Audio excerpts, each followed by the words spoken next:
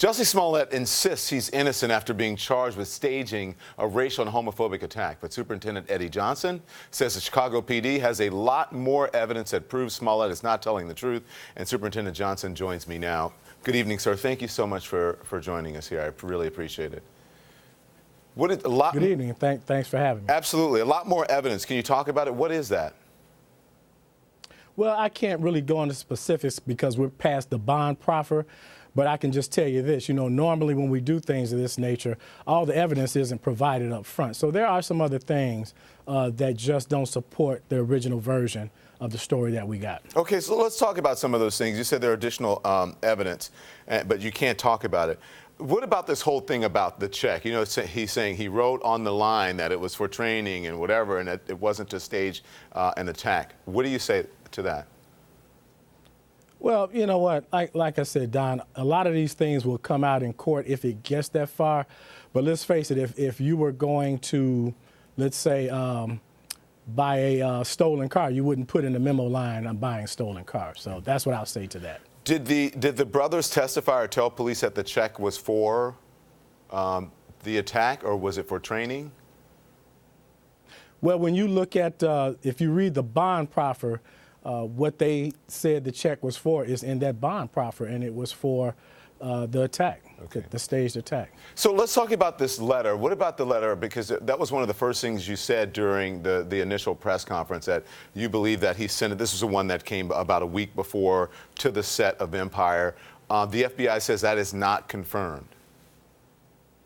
Well, yeah, the FBI has not confirmed that that's their individual investigation. So any comments that we've made about it is from evidence that we've gathered independent of the FBI. So this is from your own? So they may, in fact, come up with... This is from... Yeah, they may, in fact, come up with something different. Okay, but this is from... You're talking about Chicago PD's evidence. It has nothing to do with what the FBI has collected. It's two separate investigations. Is that what you're saying? That's correct. Okay. That's correct. Okay. Can we also talk about the Cook County State's Attorney Kim Foxx recusing herself? Why is that? Was there some sort of conflict of interest?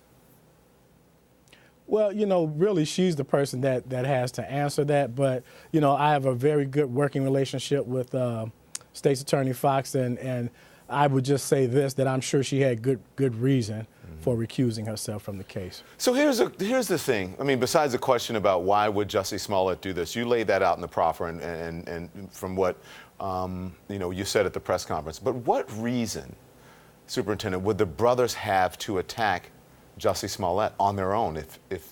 Because if he's saying he didn't do it, then that must mean the brothers did it on their own? Well, that's the only thing you could surmise from that. And, you know, we have to face the fact that he still has the presumption of innocence at this time, and he'll get his chance to explain his side of the story. But like you just said, you know, you wonder why would they do that on their own? They didn't appear to have any conflict with each other. So I think all those details will come out, you know, when he gets his day in court. I'm sure you've heard about this. People were surprised, and I'm not saying in a bad or a good way, but in the press conference that you were so passionate, so clearly upset. This was personal for you. Why is that? You know what, Don, I've lived in Chicago my entire life, and I don't know if you know this, but I grew up, part of my childhood was in Cabrini Green, which could be characterized as the most notorious public housing project back in the 60s and 70s. You know, when I took this job as superintendent in 2016, the mayor and I made a pact that we would do everything we could to make Chicago safer. And we've made a lot of progress in these 3 years. You know, crime is down. We have built up and repaired relationships in the black communities, the black and brown communities. So we don't want to lose that momentum, and we certainly don't need manufactured things to, you know, stunt that growth. Now, are we where we want to be? Of course we're not, but we made a lot of progress. You know, we're 40% down this year to date compared to last year in terms of murders, 22% down in shootings, and those are important figures. So I don't want anything to disrupt that unless it is something that is something that's earned, and I just don't understand the nature of something like this, because it could really cause an issue in this city. You know, we've had issues before, but we made a lot of progress also. And the numbers are going in the right way, and that right direction. That's a good thing. As far as Jussie Smollett, he continues to stand by his story that he didn't stage this attack, Superintendent. His attorneys released a statement saying Smollett feels betrayed by a system that apparently wants to skip due process and proceed directly to sentencing. How do you respond to that? So what I'll say to you, Don, is this. Our job as police officers, not just in Chicago, but across this country, our job is to let the facts guide us to where we go. When we started this investigation, he told us that, you know, he could see through the mask that these were white-skinned people. That's who we were looking for. But the facts guided us in a different direction. And I would tell you this also. We classified him as a victim. We gave him the benefit of the doubt all the way up until the 47th hour of the 48th hour that we could legally hold those two brothers in custody. It turned at that 47th hour, and that's when he became a suspect in this. You know, our job is to gather the facts and the evidence, present them to the state's attorney, who then decides if the evidence is sufficient for charging. They decided it was. Now the next step is to go through the judicial process, and either a judge or jury will decide who's telling the truth. And he did say, so we just let the judicial process play out. He did say it was white. He saw white skin. He said that to you, to police.